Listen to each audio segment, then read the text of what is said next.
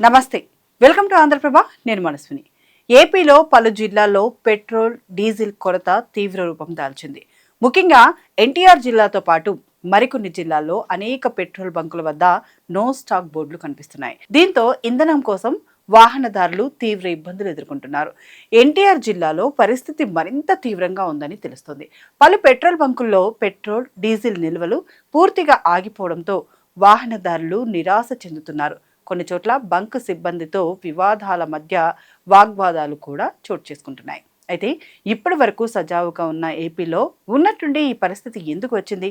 సరిగ్గా ఇరాన్ యుద్ధం సమయంలో ఇలాంటి పరిస్థితి ఏర్పడడం అంటే సమస్య మరింత జటిలమయ్యే అవకాశం ఉంది. మరి ఎక్కడ తప్పిదం జరిగిందనే విషయానికి వస్తే, ఉన్నట్టుండి ఇంధన కొరత ఏర్పడడానికి సరైన కారణం ఏంటన్నది ఇంకా తెలియాల్సి ఉంది. ప్రభుత్వం అప్పు రూపంలో తీసుకున్న స్టాక్కు బకాయిలు ఇంకా చెల్లించలేదని, అందుకే కొరత ఏర్పడిందని ఆరోపణలు వినిపిస్తున్నా సరైన కారణాలు ఇంకా తెలియాల్సి ఉంది. మొత్తానికి కొరత ఏర్పడడం వల్ల కొండపల్లి పారిశ్రామిక వాడ సమీపంలో భారీ సంఖ్యలో ట్యాంకర్లు నిలిచిపోయాయి. హెచ్పిసిఎల్, ఐఓసిఎల్, బీపీసీఎల్ ఫిల్లింగ్ స్టేషన్ల వద్ద వందల సంఖ్యలో ట్యాంకర్లు ఎక్కడికక్కడే నిలిచిపోయినట్లు సమాచారం. ఈ పరిస్థితి వల్ల ఉమ్మడి కృష్ణా, గుంటూరు, పశ్చిమ గోదావరి, ఏలూరు జిల్లాలకు కూడా సరఫరాకు అంతరాయం ఏర్పడింది. దీంతో రవాణా, పరిశ్రమలు, వ్యవసాయం రంగాలపై తీవ్ర ప్రభావం పడుతోంది. ఇంధన సంక్షోభంపై విజయవాడలో సివిల్ సప్లై అధికారులు, ఆయిల్ కంపెనీల ప్రతినిధులు, ఏపీ పెట్రోల్ డీలర్స్ అసోసియేషన్ సంయుక్త సమావేశం నిర్వహించారు. చర్చలు సఫలమయ్యాయని, నిరంతర సరఫరా కొనసాగుతుందని ఆయిల్ కంపెనీలు తెలిపినట్లు డీలర్స్ అసోసియేషన్ పేర్కొంది. అయితే సమావేశం తర్వాత కూడా పలు బంకుల వద్ద నో స్టాక్ బోర్డులు కనిపిస్తుండటంతో ప్రజల్లో ఆందోళన కొనసాగుతోంది.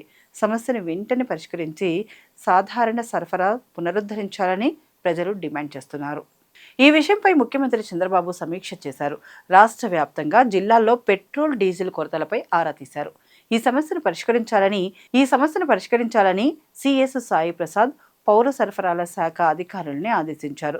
ప్రజలకు ఇబ్బందులు లేకుండా చర్యలు తీసుకోవాలని సూచించారు. అన్ని జిల్లాల కలెక్టర్లతో మాట్లాడి సమన్వయం చేసుకుని ఇంధన కొరత లేకుండా చూడాలన్నారు. అవసరమైతే పెట్రోల్ బంకుల యాజమాన్యాలు, ఆయిల్ కంపెనీల ప్రతినిధులను సంప్రదించాలని సూచించారు. ప్రస్తుతం రబీ కోత కాబట్టి డీజిల్ చాలా ముఖ్యం.